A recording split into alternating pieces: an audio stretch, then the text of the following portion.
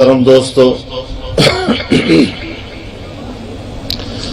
وقت کی تنگی کے پیش نظر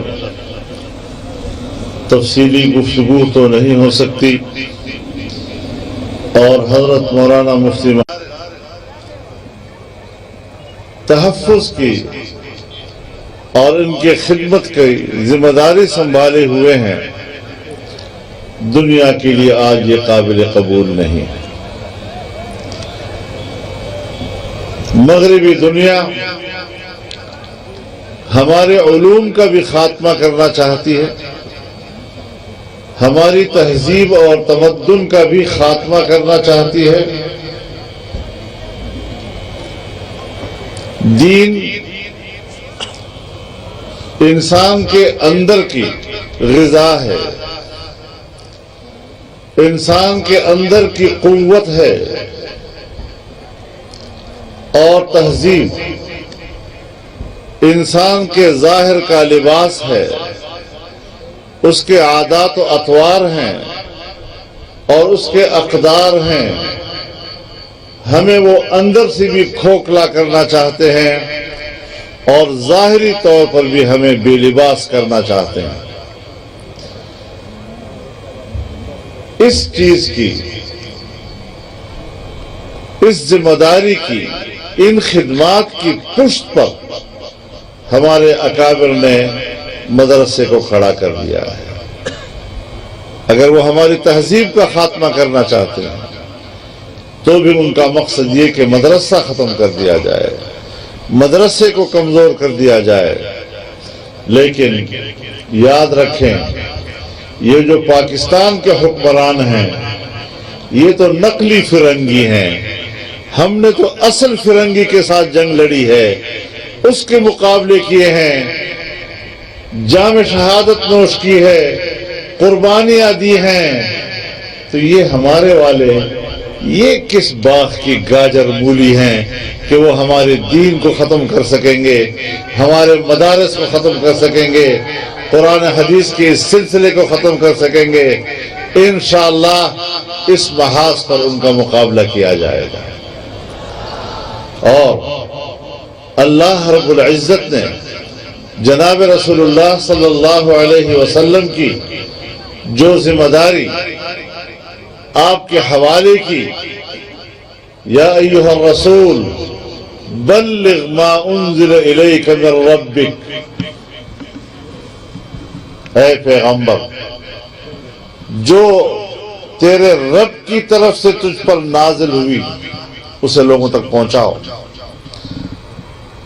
اللہ کی وحی کو، اللہ کی تعلیمات کو، اللہ کی ہدایات کو انسانیت تک اسی طرح پہنچانا جس طرح کہ اللہ نے نازل کیا ہے، مانا یہ کہ ایک بہت بڑی امانت ہے جس میں ہمیں زبر زیر کی تبدیلی کرنے کا بھی کوئی حق حاصل نہیں ہے۔ اس کی معانی اور اس کے تشریحات جو رسول اللہ صلی اللہ علیہ وسلم نے کر دیے وہ کافی ہیں۔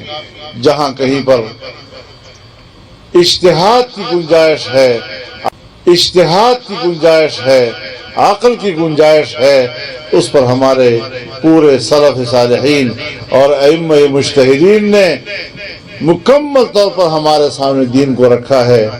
تو یا ایھا الرسول بلغ ما انزل الیک من ربک، یہ تو ایک ذمہ داری ہوئی کہ ہم نے دین کو انسانیت تک پہنچانا ہے۔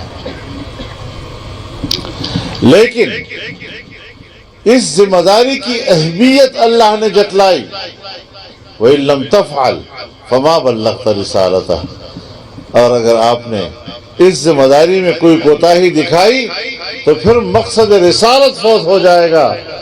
اور اس سے رسول اللہ صلی اللہ علیہ وسلم کو اس کی اہمیت کا اندازہ لگ گیا کہ یہ کوئی معمولی کام میرے حوالے نہیں کیا گیا، جتنا میرا منصب عظیم ہے اتنی ہی اس کی ذمہ داری عظیم ہے۔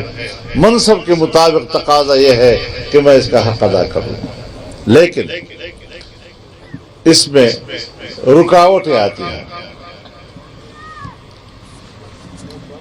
میں کوشش تو کرتا ہوں، وقت کے بادشاہوں کا بھی مقابلہ کر لوں گا، ائمہ کفر کا بھی مقابلہ کر لوں گا، لیکن وہ طاقتور ہیں، میری زندگی محفوظ نہیں ہے۔ اور جب انسان کو اپنی جان کا خطرہ درپیش ہو جائے تو پھر وہ ذمہ داری نبھانے میں رکاوٹ بنتا ہے کہ میں محنت تو کروں گا لیکن میری زندگی محفوظ نہیں۔ تو اللہ رب العزت نے اس کی بھی ذمہ داری لے لی کہ واللہ یعصمک من الناس، اس کی فکر مت کریں، حفاظت کرنے والا تیرا اللہ ہے۔ اور ذمہ داری بھی آپ نے لے لی، محنت بھی میں کرتا ہوں، لیکن اس کے باوجود مجھے قبول نہیں کیا جا رہا۔ جب قبولیت نہیں ہوتی تو بھی انسان کے اندر ایک مایوسی آتی ہے، اور یہ بھی اللہ کے دین کو انسانیت تک پہنچانا اس میں رکاوٹ بن سکتا ہے۔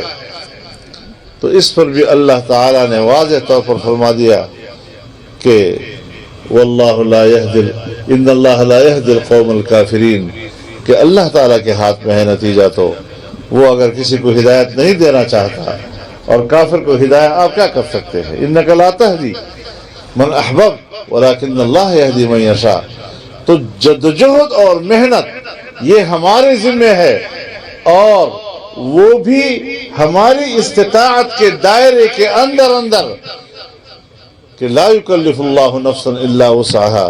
تو اللہ نے ذمہ داری بھی ہمیں دے دی، اور وہ بھی استطاعت کے اندر، اور اس کے لیے بھی فرمایا کہ نتائج آپ کے ہاتھ میں نہیں ہیں، نتائج میرے ہاتھ میں ہے۔ ہمارے اکابر نے، ہمارے مدارس، ہماری جمعیت، اس نے انہی تعلیمات کی بنیاد پر اللہ کے دین کی سربلندی، اعلاء کلمت اللہ، اس کی تعلیم و ترویج اور اس کی تنفیذ کے لیے جو جدوجہد شروع کی ہے، ہم اس لیے مایوس نہیں ہوں گے کہ ہمارا ایمان ہے کہ نتائج اللہ کے ہاتھ میں ہے، ہمارے ذمہ صرف جدوجہد اور محنت ہے۔ لہذا محنت اور جدوجہد کا یہ سلسلہ آپ کا اور ہمارا قائم و جاری رہے گا۔ نہ مدارس بند کیے جا سکتے ہیں، نہ جمعیت علماء ختم کی جا سکتی ہے۔ یہ دونوں ایک ہی ہمارے اکابر کے دو مضبوط سلسلے ہیں، اور انشاءاللہ یہ آج بھی قائم ہیں اور قائم رہیں گے۔ اللہ کی طرف ہماری نظر رہنی چاہیے، اور اس عظیم الشان اجتماع پر میں آپ کو مبارکباد بھی پیش کرتا ہوں، اور جامعہ کا شکر گزار بھی ہوں کہ ہم سب کو، آپ کو اور ہمیں یہ سعادت بخشی کہ اس مبارک علماء کی مجلس میں ہمیں شریک ہونے کی سعادت بخشی۔ عصر کی نماز اگر کسی نے نہیں پڑھی تو وہ بھی پڑھ لیں، اور پھر اس کے بعد مغرب کا وقت بہت قریب